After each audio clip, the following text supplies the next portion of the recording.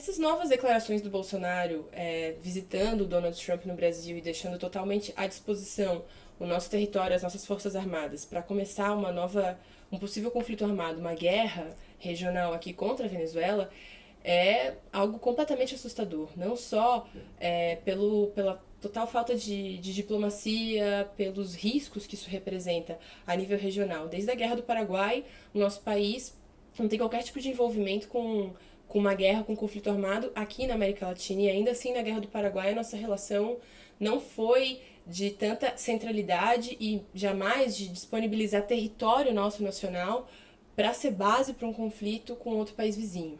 Então, isso seria um ponto histórico, uma quebra de padrão histórica muito séria, muito grave para a história do nosso país. E além de representar uma total submissão do governo Bolsonaro com o governo, com a administração do Donald Trump, com os Estados Unidos, se a gente deixar só de lado a questão ideológica, isso também representa um sério risco para a população brasileira, porque muito pouco o governo Bolsonaro fala sobre o que representa realmente entrar numa guerra com outro país, né? Além dos gastos que seriam provavelmente tirados de outros setores públicos para investir no setor militar, para investir em armamento, enfim, em gente para a guerra, também tem uma questão de risco de mortes, né? Roraima é fronteira com a Venezuela. Provavelmente não seriam só militares que poderiam morrer num conflito armado, mas também civis, também pessoas totalmente inocentes. E se a gente pensar ainda mais além disso, o Brasil sempre teve boas relações econômicas com a Venezuela. Sempre fomos bons parceiros comerciais. Somos países vizinhos. Então, do ponto de vista econômico, o Brasil também não é nem um pouco interessante entrar numa guerra com um país vizinho como a Venezuela, super rico em minérios, rico em petróleo e que sempre teve boas relações com o nosso país. Então, o que o Bolsonaro defende, essa postura guerreirista do Bolsonaro, ela não é interessante nem para o nosso continente e muito menos para o nosso país. E por que ele faz isso, né? Por que o Bolsonaro defende isso? Justamente porque os Estados Unidos têm enfrentado uma certa dificuldade em empreender uma guerra nos moldes comuns, digamos, contra a Venezuela. É evidente que o início desse conflito, o interesse por detrás desse conflito é o petróleo venezuelano, né? Venezuela é o país com a maior reserva de petróleo do mundo, além de ter uma série de outras fontes de recursos naturais importantíssimas. Está entre as 5 maiores reservas de ouro do mundo, além de vários outros recursos minerais. É um país com rios caudalosos, então com potencial energético muito grande, como o Brasil também tem. Então tem uma série de interesses econômicos que está por detrás disso. Do mesmo jeito que os Estados Unidos, recentemente, têm apoiado e têm financiado ou golpes parlamentares ou outros processos, inclusive eleitorais, aqui no continente para retomar governos que sejam alinhados aos Estados Unidos aqui no nosso continente, como a gente viu desde o golpe de Honduras, o golpe do Paraguai, o golpe aqui no Brasil, as eleições depois aqui no Brasil, né? A gente sabe que o governo Bolsonaro auxiliou e deu dinheiro, mandou gente para apoiar as eleições aqui do Bolsonaro. O governo Trump mandou apoio financeiro para a campanha do Bolsonaro. Se os Estados Unidos têm feito isso em todo o continente, têm usado uma tática diferente em todo o continente para retomar esses governos que foram progressistas, né, nessa última década, nos anos 2000, 98 para cá, agora o que eles têm feito é buscado outras táticas para conseguir intervir na Venezuela, que digamos que seria um dos últimos países centrais do ponto de vista econômico e também ideológico para os Estados Unidos aqui na América Latina. Então, o que os Estados Unidos têm aplicado agora, com o apoio de governos submissos a ele, que fazem parte desse chamado Grupo de Lima, né, inclusive entre eles o Brasil, a Colômbia, Chile, Paraguai, é justamente aplicar essa guerra de quinta geração, que não necessariamente vai ter como ponto de partida uma intervenção militar, uma intervenção armada direta, mas vai partir de outros artifícios para enfraquecer o país e para gerar todo tipo de desestabilização e retomar esse governo, tomar esse governo através de um golpe. O que os Estados Unidos têm feito hoje na Venezuela tem se direcionado de algumas maneiras, de algumas linhas, né? Uma delas é justamente a guerra econômica, o bloqueio econômico. Desde 2016, os Estados Unidos têm aplicado um bloqueio econômico contra a Venezuela, que em alguma medida é muito parecido com o que eles fazem com Cuba há mais de 50 anos. Que, se a gente for pegar só essa cifra de 2016 para cá, gerou perdas de cerca de 38 bilhões de dólares. Por quê? Porque os Estados Unidos deixam de comercializar com a Venezuela e também sanciona terceiros países que comercializam, que vendem coisas para a Venezuela. Então é realmente um bloqueio. Enquanto isso, agora, há pouco tempo, quando eles estavam oferecendo a tal ajuda humanitária para a Venezuela, eles estavam oferecendo cerca de 20 milhões de dólares. Ou seja, você me gera perdas de 38 bilhões de dólares em dinheiro que é saqueado em bancos internacionais, dinheiro do Estado venezuelano, em medicamentos que são proibidos de entrar no país por conta desse bloqueio. Há pouco tempo, Maduro denunciou justamente um carregamento de cerca de 5 milhões de dólares em medicamentos que foi proibido de entrar pelos Estados Unidos, e tem uma série de outros exemplos que comprovam isso.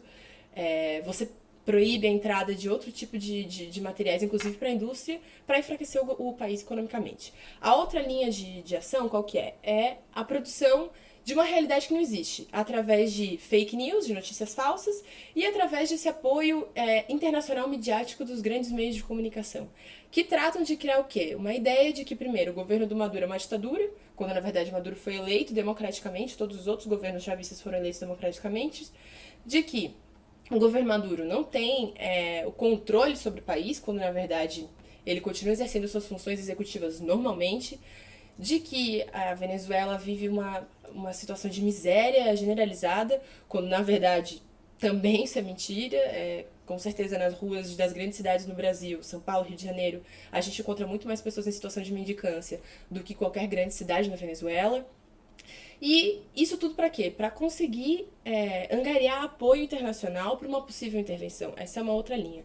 A outra linha é justamente esse ataque cibernético que acontece também com a disseminação de notícias falsas, mas de maneira física, como o que a gente presenciou há pouco tempo, que foi esse apagão, essa sabotagem elétrica. Qual que foi a proposta desse sabotagem elétrico?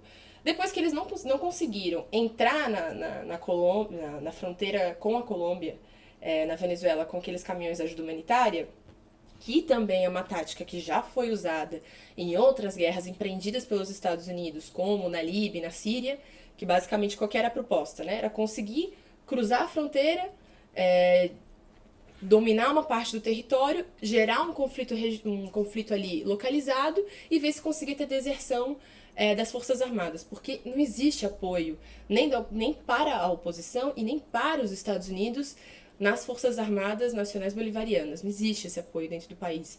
Então, a proposta dessa suposta ajuda humanitária era justamente forçar uma possível deserção, possível apoio. Como não tiveram esse apoio, né, não conseguiram iniciar um conflito localizado ali na fronteira nesse dia 23, agora qual que foi essa nova proposta com o saboteio elétrico? A proposta era paralisar o país, era gerar o caos. O ataque primeiro foi cibernético, hackearam o computador central de uma das principais represas hidrelétricas do país, que é a represa de El Guri, responsável por 80% do abastecimento elétrico do país. Então hackearam esse computador central que impedia de distribuir a energia elétrica no país. Depois, quando os trabalhos de recuperação já estavam sendo feitos, houve um ataque eletromagnético que buscava impedir o funcionamento dessas máquinas que estavam tentando restabelecer o sistema elétrico. E por último, lá pelo terceiro dia já de apagão, eles começaram a explodir algumas subestações do sistema elétrico nacional venezuelano. Se em qualquer país uma situação de apagão já gera, óbvio, né, uma desordem nacional, muitas dificuldades, na Venezuela mais ainda. Por quê? Sem eletricidade, o sistema de distribuição de água também não funciona, porque as bombas que jogam água pela tubulação não funcionam. Sem eletricidade, o transporte público também não funciona, principalmente em Caracas, nas grandes cidades, que é metrô. O metrô não funciona. Sem eletricidade também é difícil você manter o abastecimento de combustível, de gasolina no país, porque também essas bombas que levam o combustível até os postos de gasolina também precisam de energia elétrica.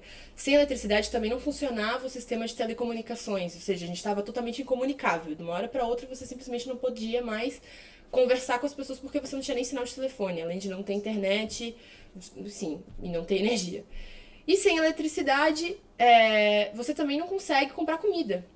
Por quê? Os bancos não funcionam, você não consegue sacar dinheiro e muito menos utilizar o seu cartão de crédito, o seu cartão de débito para comprar comida em algum lugar. Ou seja, a ideia era gerar o caos, era completamente paralisar o país. Tentaram fazer isso, o tempo de apagão durou uma semana, e justamente isso, conforme os trabalhos de recuperação avançavam, eles vinham com uma nova modalidade. E esse ataque falhou, por mais que eles conseguiram realmente gerar essa série de problemas, né, na Venezuela, conseguiram deixar o país num total apagão durante alguns dias, eles não conseguiram ter apoio dentro do povo venezuelano para empreender uma guerra. Ou seja, os Estados Unidos e seus aliados constantemente vêm buscando diferentes táticas, diferentes maneiras de atacar a Venezuela, de desestabilizar o governo do Nicolás Maduro, mas não tem conseguido, né? Tentaram uma tática muito similar ao que eles fizeram na Síria, de dominação de território, e não conseguiram. Tentaram agora fazer essa sabotagem elétrica para que as pessoas se revoltassem e talvez iniciassem uma guerra civil, também não conseguiram. Pelo contrário, no sábado, no meio do apagão, as pessoas saíram numa manifestação multitudinária em apoio ao chavismo, em apoio ao governo e denunciando esse ataque. Claro que tudo isso não vai sair nos meios de comunicação, nos grandes meios de comunicação aqui no Brasil e no mundo, porque isso também faz parte da guerra. Esconder esse processo de resistência, esconder o apoio popular que Maduro tem e gerar uma falsa relação de que existe algum nível de legitimidade do Juan Guaidó dentro da Venezuela. Muitas pessoas perguntam, como que é essa sensação de viver num país com dois presidentes? Não, a Venezuela não tem dois presidentes. A Venezuela tem um presidente que foi eleito de maneira democrática e constitucional, que é o Nicolás Maduro. Em eleições onde ele teve mais de 60% dos votos populares, num país onde o voto não é obrigatório, que foram acompanhadas por mais de 100 observadores internacionais, inclusive uma missão da ONU, que reconheceram a legitimidade desse processo, reconheceram que realmente o sistema eleitoral venezuelano é um dos mais seguros do mundo, foi um dos primeiros a implementar a biometria. E esse processo eleitoral, nem o Guaidó e nem o partido do Guaidó quiseram disputar, por dizer que seriam fraudes. No entanto, o Guaidó ele é deputado e foi eleito em umas eleições que aconteceram com a mesma estrutura eleitoral que essas últimas presidenciais em 2015. Então, aí tá muito clara essa contradição, né? A própria oposição venezuelana, em 2015, quando eles ganharam a maioria do Congresso Nacional na Venezuela, na Assembleia Nacional, no caso lá, reconhece essa eleição. Agora, na hora de disputar as eleições presidenciais, quando eles sabem que muito provavelmente não conseguiriam ganhar, porque o povo está com o chavismo, vota pelo chavismo há 20 anos, eles decidem não disputar e dizem que é uma fraude. Para um ano depois, vir o Juan Guaidó e se autoproclamar presidente da Venezuela. Isso em qualquer outro país seria, primeiro que não seria levado a sério, ou então seria motivo realmente dessa pessoa, no mínimo, ser detida, enfim, no mínimo ser chamada para negociar, para conversar, para prestar esclarecimentos. Porque, afinal, como que uma pessoa simplesmente se autoproclama presidente de um país?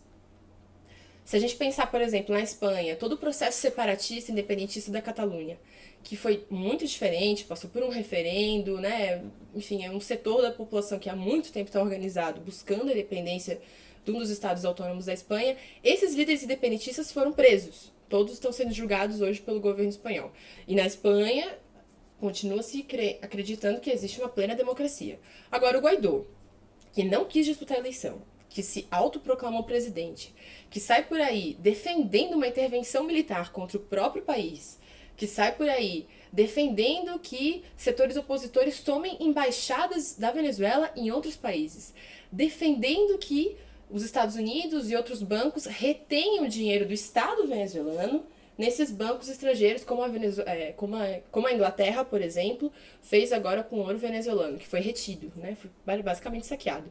Como que essa pessoa, e que além de tudo, por estar sob uma investigação do Tribunal Superior de Justiça, o Guaidó não podia sair do território venezuelano. E ainda assim ele saiu nesse episódio do dia 23, foi para a fronteira com a Colômbia e voltou para a Venezuela. Essa figura que faz tudo isso continua caminhando livremente pelo país, continua sendo o líder da oposição pelo país, apesar de não exercer qualquer tipo de função como presidente, e nunca foi reprimido. Nunca foi preso, nunca sofreu qualquer tipo de repressão. Continua livre para expressar todo o seu interesse de destruir o processo bolivariano. Então, como que a gente pode dizer que a Venezuela vive um regime autoritário ou vive uma ditadura quando a oposição faz o que bem entender, isso não gera nenhum tipo de problema? E quando em outros países, por outros processos muito diferentes disso, a gente viu uma repressão muito mais forte. E o que a gente está vendo hoje é justamente um alinhamento regional desses governos que são vinculados com a direita, né, como o governo Bolsonaro, para apoiar os Estados Unidos numa guerra na Venezuela, por puros interesses econômicos. E esses países que estão apoiando os Estados Unidos não fazem só por submissão, mas também fazem por interesses econômicos, por acreditar que se a Venezuela for repartida, vão ter sua parcela de extração de petróleo, sua parcela de extração de minerais. Então é importante que a gente pense justamente isso. Aonde que fica a defesa da democracia, aonde que fica a defesa da soberania nacional de cada país. Órgãos internacionais de cooperação internacional, como a própria ONU, já estão denunciando esse tipo de coisa. Então, acho que é muito importante que a gente comece também a pensar que tipo de informação que está sendo circulada sobre a Venezuela e quais são os interesses num possível conflito na Venezuela.